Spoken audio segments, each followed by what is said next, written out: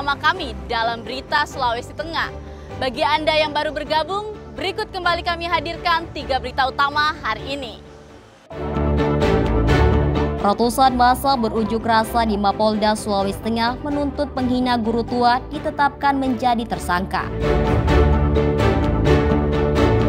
Sebanyak 500 siswa sekolah menengah kejuruan sekota Palu mengikuti kegiatan di markas Batalion 711 Raksatama. Ratusan penyintas bencana di Palu mengikuti hipnoterapi gratis yang digelar Satuan Brimob Polda Sulawesi Tengah.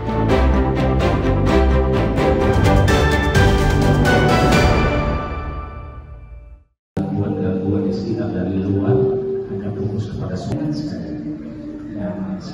Ratusan warga dari berbagai kalangan mengikuti sesi hipnoterapi massal yang digelar Satuan Brimob Polda Sulawesi Tengah, Markas Komando Brimob Polda Sulteng, Sabtu sore. Mereka terdiri dari masyarakat pesisir penyintas tsunami 2018, pengemudi ojek online hingga mahasiswa. Melalui sentuhan hipnoterapi, para peserta diajak melepaskan beban psikologis yang selama ini memengaruhi kondisi kesehatan mental mereka. Kegiatan ini menjadi bagian dari rangkaian hari ulang tahun ke-80 Korps Brimob Polri dengan tema Brimob Presisi untuk Masyarakat. Satuan Brimob Polda Sulteng menilai pemulihan psikis masyarakat rentan perlu mendapat perhatian, terutama pasca trauma bencana dan tekanan hidup sehari-hari. Hipnoterapi dipandu langsung oleh instruktur profesional. Dengan kegiatan hipnoterapi ini, kita berharap masyarakat bisa merasakan dampak psikisnya, ada perubahan dalam rangka di sini, merubah mungkin yang tadinya stres jadi tidak stres lagi. Ini ilmu relaksasi yang memang dari rekan-rekan Brimob, teman-teman yang memang sudah terlatih. Sebagian peserta mengaku terapi yang diberikan anggota Brimob terlatih ini memberikan dampak nyata pada kondisi fisik dan mental mereka. Banyak diantaranya merasakan badan lebih rileks dan rasa sakit yang berkurang. Ini sangat membantu, Mas, karena tadi awalnya saya sakit pinggang dari atas dari desa Bale, dari desa saya. Sakit pinggang itu luar biasa, Mas. Setelah mengikuti hipnoterapi, alhamdulillah, dengan sangat membantu ini adanya hipnoterapi. Kalau bisa berkelanjutan, Pak. Kalau bisa ditinjau ke desa-desa, kalau bisa. Menurut saya sih, kalau bisa di tiap-tiap desa itu, karena di desa Bali ada 5 dusun. Usai menjalani terapi, para peserta juga mendapatkan bantuan sembako sebagai bagian dari aksi sosial Brimob Polda Sulteng. Lebih dari bentuk perayaan, kegiatan ini menjadi wujud nyata peran Brimob dalam pemulihan mental masyarakat yang masih membutuhkan pendampingan jangka panjang. Syahrul Syahya dan Syamsuddin Tubone melaporkan dari Palu.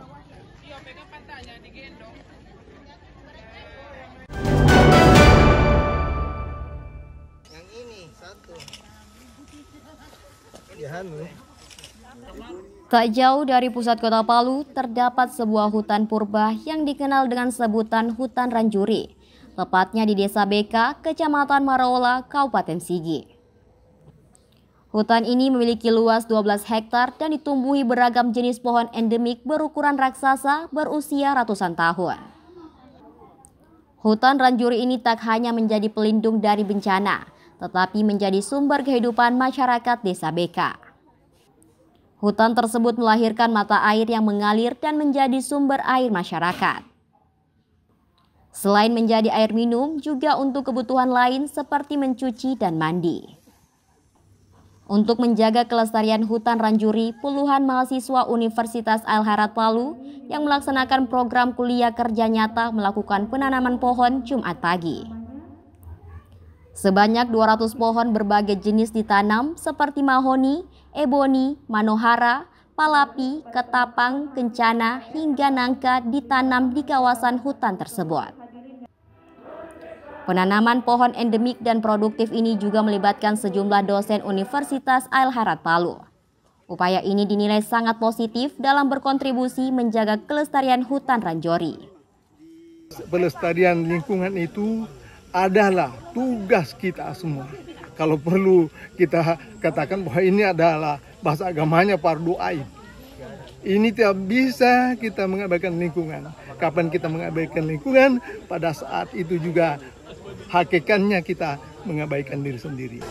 Melaksanakan program KKN, tapi juga bagian dari proses menoreh sejarah pengabdian, di mana kita tahu betul bahwa apa yang akan mereka tanam itu akan menjadi warisan sangat berharga bagi kehidupan, bukan hanya bagi manusia tapi juga bagi makhluk lain. Karena itu kita berharap kegiatan ini harus terus dilanjutkan agar tidak hanya melahirkan kesadaran baru bagi mahasiswa tapi juga kesadaran tinggi bagi untuk peningkatan pelestarian lingkungan. Kehadiran hutan Ranjuri selain menjadi bagian identitas dan pelindung masyarakat Desa BK, juga akan memberikan banyak manfaat ekonomis bagi masyarakat setempat. Hutan ini bisa dikelola menjadi destinasi wisata alam yang menjanjikan. Berbagai jenis pohon endemik dan khas dalam kawasan hutan ini juga menjadi objek peneliti yang menarik para kalangan peneliti dan dosen. Syamsuddin Towone melaporkan dari Sigi.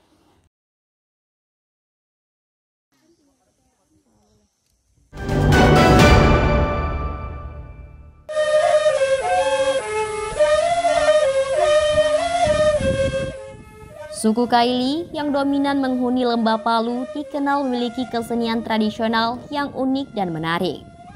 Sayangnya, warisan leluhur tersebut sudah banyak ditinggalkan masyarakat dan kini nyaris punah. Salah satu kelompok seni yang masih eksis untuk menjaga dan melestarikan kesenian tradisional itu adalah Sanggar Seni Pedati.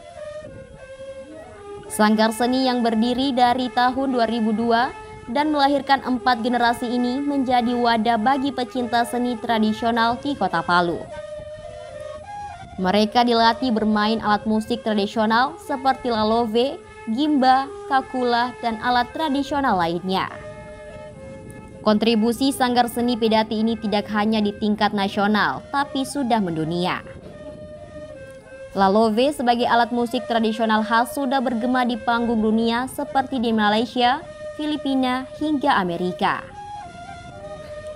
Saprin, pendiri Sanggar Seni Pedati, mengaku telah lama menekuni lalove, alat musik khas Kaili mirip seruling.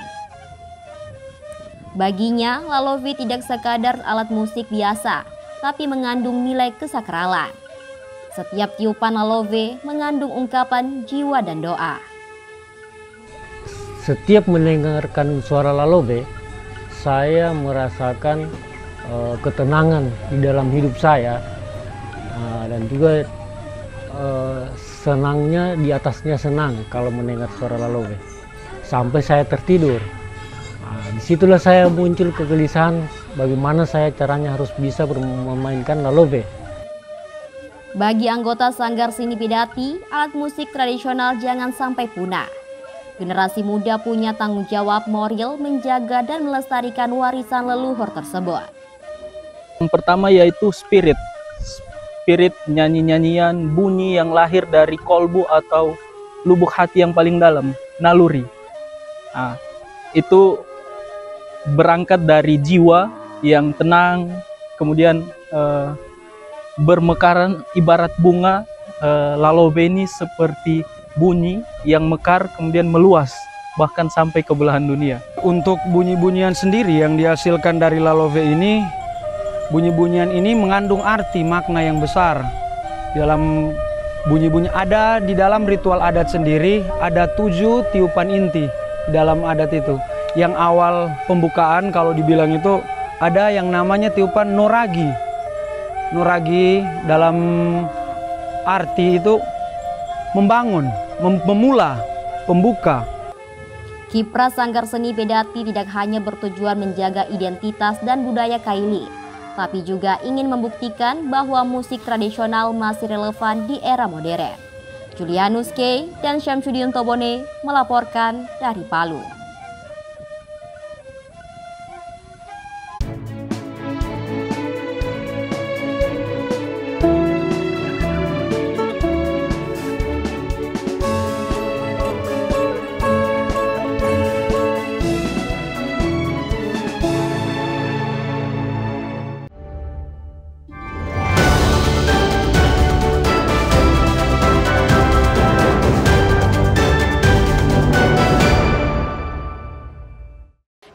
tadi sekaligus mengakhiri jumpa kita dalam Berita Sulawesi Tengah.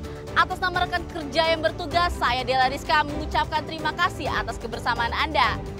Selamat beraktivitas dan sampai jumpa. Songgompoasi, Tabe.